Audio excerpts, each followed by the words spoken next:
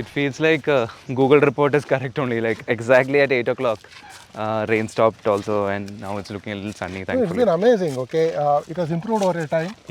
Okay, I've been a regular user of Google Weather, and most of my planning. Because exactly at 7:30, I'm looking and it's dark gray. Yes. You know, I'm sorry, at least today Google has got it wrong.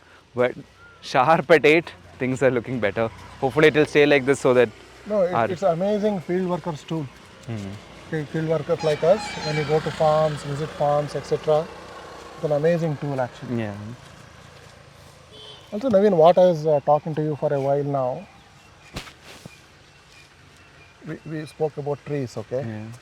So one of the beautiful tree ecosystem existed in the country was on the commons, lands on the roadside trees, okay, and in the commons, trees in the commons.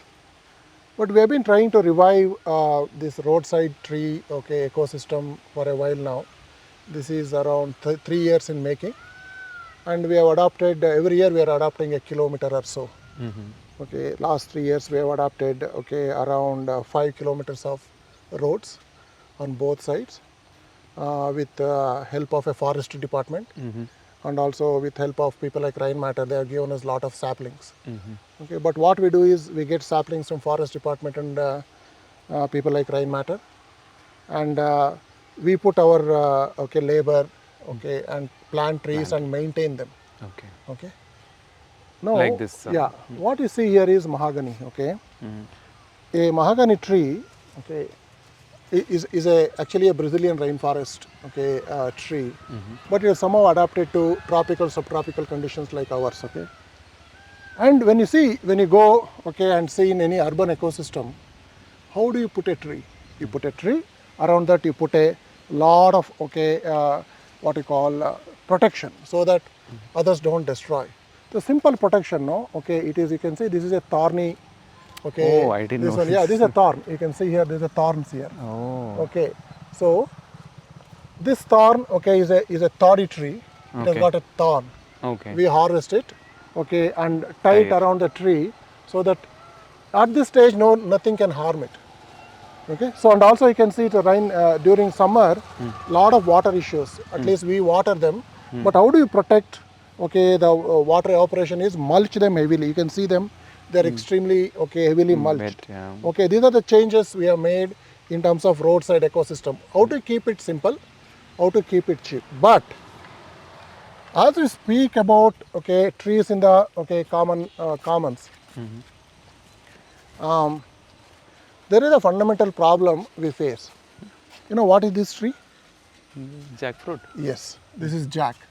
Okay, and what we started as a project, we started realizing if this tree is not beneficial to human being in a real sense, jackfruits, jamuns, timber, if it is not useful, actually humans don't allow them to flourish. So what we have understood, initially actually we planted all the forestry trees. First year everything was destroyed. And we replanted, with the help of Rain Matter, we got some of the jacks, So this is, for example, you see here, this is Nerle. What you see is Nerle. Nerle is jamun. Correct. This is a jamun. Okay, likewise, also disasters like this. So this tree here, is planted around 4 times in 5 years. People keep destroying it. Why? Because they come and tie the cow to that, come and tie sheep to that, come and tie goat to that. So now you can see we are planting again and again. They keep destroying again and again. So you can also see this side, and little bit cooperative farmers. We spoke to these farmers. We made that. Hey, can we grow this? Here you can see jack here. You can see Nerle here. You can see Nerle here, jamun. You can see jackfruit. He agreed to integrate jackfruit, and jamun, along the commons where neighboring land belongs to him, and this is the common land belongs to the government or a commons for all of us. Yeah. But the challenge is how do we win local support for these kind of initiatives? Correct. This is critical, absolutely critical. Without their support, these initiatives will fail, and they have failed. Most of the forest department, actually the intention is very good, the planting roadside trees, but the efforts, if you not collaborated with local, okay, it actually fails. So what you can see, this is a starting point from here to here is around 3 kilometers of road, okay, and both sides we have planted. Correct. So now we are able to, okay, really get these plants going because farmers cooperated. But wherever farmers didn't cooperate, we couldn't do it. So this What is stopping them from collaborating? see, they think, okay, it will destroy their crop. Oh, Okay, so the tree is next to my farm, so this will actually destroy the crop. So that's what exactly, okay, but happens. like, why would even they believe that way? Like, what could be possibly the So basically, they think there is a shade. Okay, under the shade, okay, nothing grows. sunlight? Okay, that's not actually true. Probably is getting more benefited from the tree than the problem caused by the shade. You can also actually start thinking of crops which can be grown in shade. The shade doesn't cover throughout the land, maybe a small portion of the land. So we need to probably educate them, okay, and understand, okay, trees grown on the roadside, it's very important part of our ecosystem. Correct. Sir, is there a reason why it looks very pruned and only one top, or is it just growing that way? No, some of them are forestry. We have deliberately pruned it. For example, if you think this is jamun, Yeah. what we have done is we have pruned it so that it taken to certain height, so that cows, sheep, stop. and goat doesn't graze them here. So that's the reason we have deliberately trained it like that. You can see here a thorn is tied in the bottom. You can also see a thread here, so that, okay, we have tied it to a pole, and we have made it straight. After above this one, maybe around 8 to 10 feet above, Then I think let nothing will happen. The tree on its own. Generally, roadside trees, if they are looked after for 2 years like this, afterward they don't need any attention. They are on their own. You don't even need not even water it during summers. So that's exactly how it happens. And even I'm told like jackfruit leaves are a favorite for goats. Yes, So they love it. yeah. No, cows also eat jackfruit leaves. Okay, all the animals eat jackfruit leaves. So that's the reason you just okay. So any farmer with animal husbandry can benefit actually from these. Yes, one is animal husbandry. Okay, the second thing is the fruits. Coming thing, they can harvest it. Correct. Jamun they can harvest and sell, or a jackfruits coming from they can harvest and So sell. it's the trees belong to them, is it? How does it work? No, the trees actually belong to the commons. Okay, it doesn't belong to any farmer, but they can take the harvest out of it. Okay. For example, if I got a tamarind, okay, put on the roadside, or if I got a jackfruit put on the roadside, neighboring to his land. So technically, we should allow him to harvest it, so that there is a belongingness where farmer actually starts owning the tree. Hey, that is my tree. Yeah. Though it is in commons, it is fine. And sir, like when it comes to picking, I mean, I would assume that endemic options would be the best, right? So when I hear there is a mahogany put there, like, is there a need? Can we not put something that was already here existing, or are we open to, like, is this feeling that endemic and foreign species? What is the truth about it? Because there is a lot of literature saying that foreign species should not be allowed to thrive, but then we have also seen examples of foreign species thriving here really well. So how do we go about in choosing these? So I'll give you one example, okay. Nature, okay, doesn't care about it is foreign or local. Nature only cares about agroclimatical regions. If the tree species exists there, means nature has allowed it. If nature is not, okay, cooperating, the tree won't grow. Correct. Great example is, okay, the Auroville project. The Auroville, okay, project, when 60s it was conceived, it was that land nothing was growing due to erosion, okay, due to salty. What they introduced, the first species they introduced was Australian acacia. What the tree did now, we need to really understand this. What the tree did was, it just dumped lot of mulch. Okay. Then later on, they started harvesting that one for timber, and they introduced local species. So we need to really see how do we actually work with soil, work with nature, and introduce what species at what stage. We need to start thinking very, very differently. Also, I have not told this story to many people, but I will tell you one more story. about, since you told, okay, you brought up the issue of something foreign and local, okay, all those things, okay.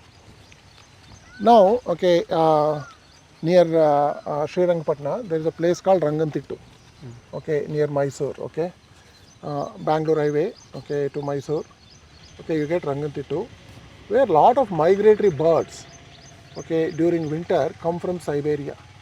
Siberia is extreme cold, they migrate, okay, Siberian cranes migrate around, okay, September, October, November, December, January, February, March, okay, in that period, okay, where weathers are very, very pleasant here. They come here, okay, fly from Siberia, they come here, nest and lay eggs and raise chick. Their young one, they rise, okay. The young ones are foreign or Indian. I think we should take claims, no? We'll call it No, we India. need not have answers, okay? Yeah. We need not have answers at all, Yeah. okay? And during March, April time frame, They head back. they raise the chicks, okay, they become flying.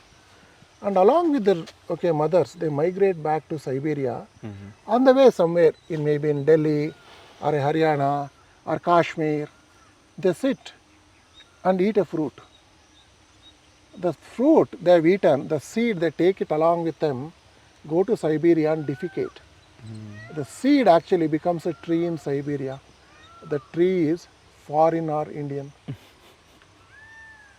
True. So the concept of a foreign, okay, or a Indian or a American or whatever, it is in our folklore. Is our, okay, way of administrative boundaries. We have drawn something, okay, administratively, but nature doesn't work like that. But sir, I mean, somebody can argue that it is not a human forced intervention, right? So the bird is anyway flying. It was always its route, and it was always a system.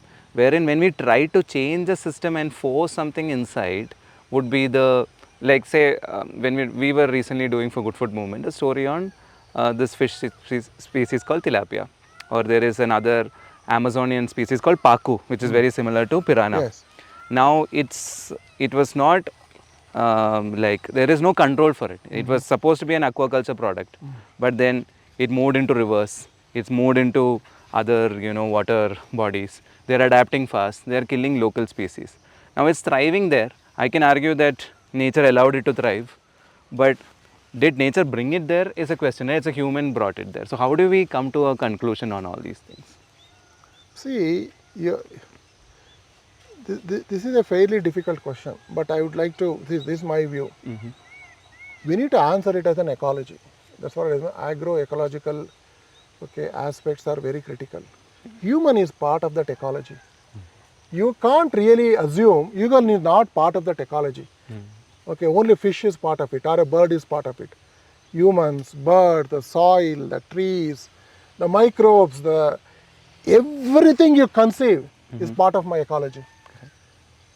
Okay, everybody is making a change. Nature is making a change.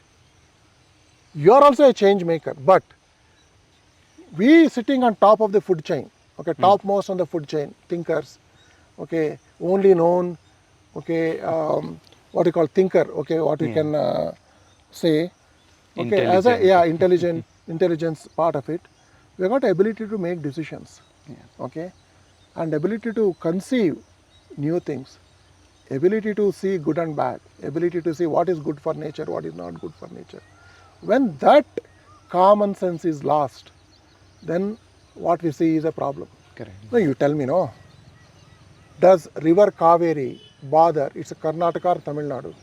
It doesn't. It cannot distinguish. Yeah. Karnataka and Tamil Nadu is our administrative boundaries. Correct. Because of various reasons it has evolved. Yeah. Be it a language or administration or delivering services. But river Kaveri doesn't. So that's what I'm trying to say. River Kaveri is part of our ecology from millions and millions of years. Correct. And we coming in and saying something, okay, which we are not part of ecology, you know, we are top of the food chain, I can't think along with other existence, that's not correct. So that's my answer, very complicated answer. No, it makes sense actually. Yeah. I think it's common sense at some point. It's just common sense. So just going back to the trees, Like, what is the kind of a long-term vision here? Like, okay, I understand there is education involved. There is also actual benefits for farmers. What is in it for you? Why are you doing it? See, it's very simple, Naveen. I'm very selfish, okay? I'm very, very particular about what is the legacy I'm leaving to my children, my grandchildren. So legacy, what I leave is what a barren piece of land, okay, or leave the nature the way it is, or in whatever way it is possible, can we do something about it? That's my selfish thought, okay? That is what, okay, I'm thinking it is in for me. So other than that, of course, some of the activities what we involve as humans, okay, and it's fairly destructive, okay. For example, you make a road, how many trees you fell? Do we really actually put back those trees? No. Okay, how many flyovers we construct, we cut? It might have been cut by somebody else, but somebody has to restore them back. I believe this is the only way of, okay, I am part of this flyover culture. Correct. You like it or not. I am part of, okay, that road making culture. I am part of the destruction culture. I am part of killing the grasslands culture. I am part of killing the forest culture. I am part of it. Yeah. I can't see myself out of it. So how do I contribute? That's exactly how I am thinking. Very selfish thought, okay, but can we just give it back before we go? How long we live, but just give it back. True. I think it's on all of us to think that way, and that way we can make at least small changes. No, 1 tree, 2 tree, 5 trees, 10 trees, or 100 trees, 4-kilometer trees. It doesn't matter. Can we give it back? Very important. So just going to this give it back. I think a lot of companies now have this net zero goals. There's pressure, at least from a very marketing CSR point of view. There seems to be a lot of conversation on carbon neutrality, and a lot of them seem to say that we are carbon neutral or net zero by putting trees somewhere and then taking out minerals from somewhere else and creating a lot of consumerism as a product. So what is your take on this? Just putting trees somewhere as a offset of all the damage that... No, it doesn't work like that. So fundamentally, okay, the net zero, what is the net zero part? Fundamental of net zero is localization, okay, and what are the big ag or big agriculture companies, big factories thinking? All these consumers actually moving goods from one area to other area. That's how that entire trading, okay, an industry works. So therefore, if a company or a brand not working on localization, localizing what they are doing and addressing local consumer needs, they are technically not net zero. Okay, yes, of course, you have got some money. Okay, you paid somebody who is planting a tree, then you claim, okay, now I have offset that work here. That's a wonderful way of looking at barter. But beyond that, nothing happens. We are actually degrading our soils.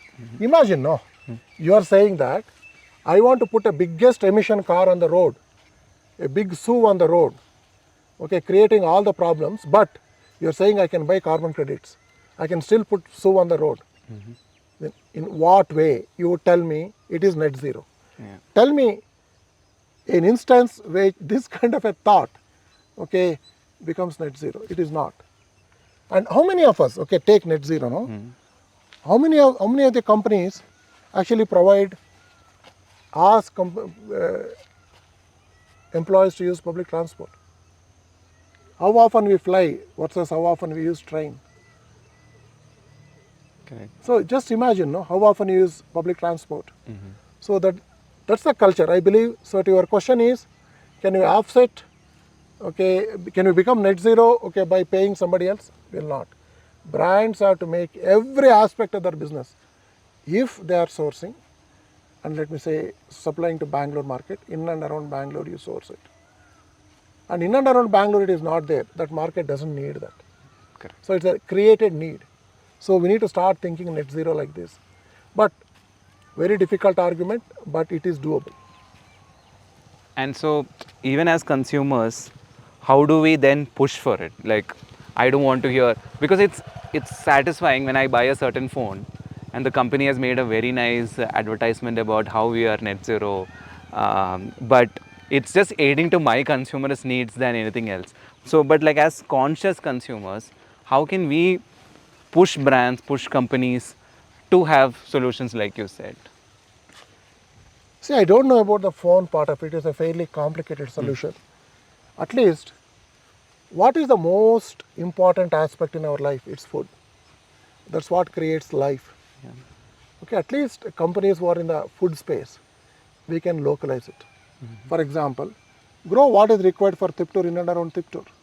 Grow what is required for Bangalore in and around Bangalore. So wherever the market pockets exist, can you make an attempt to localize most of our sourcing? So that is one thought. Second thought is, can we go and start working, putting the carbon back to soil? Every aspect of a farming, can we start asking brands, are you putting carbon back to soil? Consumers actually can make these questions, fall brands in line. It's very, very important. And how many of us really care and go and check the milk what we are consuming? Go and ask that milk company, no, what did you do? How did you produce that milk? What are the carbon emissions coming out of your farming activity? It's very, very critical. So net zero goals are fairly complex. I mean, it's not very simple. And intercontinental issues to within the country issues, within the state issues, and business interests. It's a fairly complicated nexus, I should say. But simple way is localization. Localization is a wonderful mechanism for achieving net zero. And is localization, I mean, I think from an execution point of view, it's still possible. But from a demand point of view, I'm thinking, I'm seeing American movies, I'm seeing European football, and I'm seeing ads there, products that are relevant. And if I am told there is a Valencia orange available or a California nuts available, I'm made to crave for it. So how do we then stop something that's already globally there and we have access to global content? So how do we then go tell them, no, you don't need to have Valencia orange. There is a very nice Coorg orange available. How do we convince people about this? See, that's what, no? The level of consumerism has to change. From Adama to Madhyama, Madhyama to Uttama. Simple example I'll give you. Our craze for almond milk, it defeats the purpose. 80% of the almonds are grown in California and US. Why are you damn having almonds here? Don't we have local milk? So simple things like this, and I mean the choices now exist, but we need to make an attempt to find them. So we can say, oh, I need to have oranges coming from let me say US, versus oranges locally grown in Coorg or in Nagpur. So what's wrong with them? I don't see an issue with it. Yeah. It's end of the day, nutritional value is the same. It's an orange. But yeah, it's that I think we've also trained our mind to aspire for something. Correct. I think we need to start thinking very differently. And we should teach that one to our children. And so that they can make that change. So you can see on both sides of the road, we are trying to plan. But some it's disappearing. Yeah, some challenges. Yeah. Which we can't. When we can't work with a farmer, actually these trees can easily disappear. And then we change the species, as you told. Can we, rather than getting some exotic, forest trees, can we get a localized, can be a jamun tree, can be a little bit of a tamarind tree, can it be a jackfruit? So these are the trees we started introducing, in our roadside tree programs. And we have also learned how to use local resources, in terms of how to protect these trees. Correct. Not be able to get a lot of plastic. For example, you can see simple thorny solutions for 4 or 5 feet. If you can save the tree for 8 or 9 feet, then it is on its own. We have learned it is quite cheap. These solutions, where does it come from? Like farmers are only telling, or no, we have to innovate. It existed for a while. Not that there is something which we are doing absolutely from scratch. No, These existed, but the challenge is how do you put it on the field level? So it's very easy to actually get a plastic cover or a steel cover around, okay, that tree rather than putting the thorny. This is a little bit tight, artistic work. Okay, But it looks so harvested. nice. Yeah, we have learned over a period of time how to do that. Also, some of the challenges I was explaining is a classic case I will show you here. This farmer didn't cooperate at all, okay, and since he didn't cooperate, the trees never came up. I mean, I'm just thinking, why would a farmer not be okay with some nice trees being put Well, on? I told you, there's a lot of misconceptions Yeah, around trees. shade and Yeah, shade and destruction of crops, all those things. In fact, that what we planted was a commons land, not his land. oh, Okay, he thought that, okay, putting, okay, in a commons land, shade will come and it will destroy everything. So you can see the trees on this side. Okay, some of the trees are uprooted here. You can see here, the one tree is gone. We have to replant that one this year. yeah. Okay, and you can see on the other side, the entire trees have been removed. So maybe we can move to this side. I'll just want to show there. Okay. Okay, continuity you can see here. Yeah. So on the right side, you can see there are trees, for example, mahogany. Okay, you can see jack, you can see a little bit of a tamarind. So you can see a jack here. Yeah, it seems in a good condition. Yes, good condition. They have alive. But you can see here, we planted, okay, this goes around 2-3 kilometers. So now you can see there, the tree stops there. Afterwards, there are no trees on this roadside until that connect. Yeah. Okay, you can see there where the cars are standing. Yeah. Okay, until there you can see the roadside trees again popped up. Yeah. This entire land, actually he uprooted the trees. Oh. Okay, he uprooted. Actually, all the planted trees he uprooted. We even he complained to forestry department. Nothing could be done. So one thing learning is learn to work with farmers. If they don't do it, they don't do it. What can we do? So it's an issue. Okay, but can we educate them? Yes. It's up to them to take that education and get the trees going. You can see that side we could get it them up, but this side we are not able to get the trees. It would have been this height otherwise. This side now, see, you can see they're on their own. They don't need any support. But here, see, there are no trees. They uprooted it. So this is the problem. So you can clearly see that one demarcation to the starting point there is farmers. And it's not even being used for cultivation. Yes, of course, he is growing very good parthenium. So, but nothing is happening.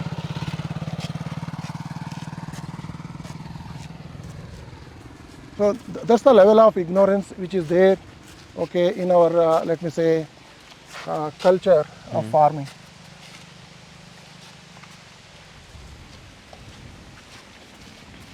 You come from a farming background.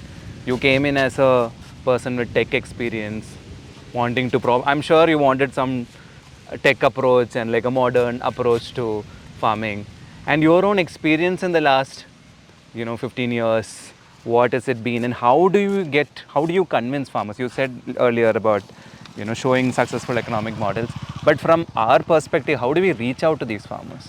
See, that's all later questions. Okay, at least when I came out of technology industry in 2010 along with my friends, we thought we can change farming. That was the level of government, what we call now. Okay, technology industry, I know everything. Okay, I will go and change it. When we started getting into the field, we started realizing the problem is very complex. It is not about the change. Okay, it is about the economics. Correct. So there is no proven economics, okay, in farming. Farming actually losing business. If government stops subsidizing our manures which are going into the field, actually farming becomes unviable. Can you believe it? So there's no money in farming technically. If whatever market forces you allow and government stops subsidizing, okay, that's the end of the story. Okay. So that was the realization. Okay. But farmers will start listening to you when they see economic value, okay, in the intervention. Most of the Akshayakalpa farmers earning 100,000 rupees a month is quite a substantial money in rural areas. So that's the model we have proven. Now very easy to recruit farmers now. Farmers approach on their own and we spend time with them, spend 2-3 years before actually we take them in. But earlier stages it is very, very difficult. Okay. What was their roadblocks? What stopped them from? I mean, if you tell me you can Nobody earn 1 believed. lakh. Nobody believed, no. Yeah. Why they should believe? Every damn seed company goes and sells seeds to him. Manure company goes and sells manure to him. Spray company goes and sells sprays to him, okay? And nobody ensures his profitability. Everybody wants to sell. We are one more people selling. That's exactly what their belief, no? So they won't trust you unless you prove the model. Farmers like something physical. They want to see, they want to talk to farmers. They don't want to talk to extension agents. So that's very, very important. We need to learn. Extension agents are seen as sales agents. Okay, they are not seen to be development workers. That's the reason we need to build extension outreach programs which are development focused. So that's the way we won our farmers' trust.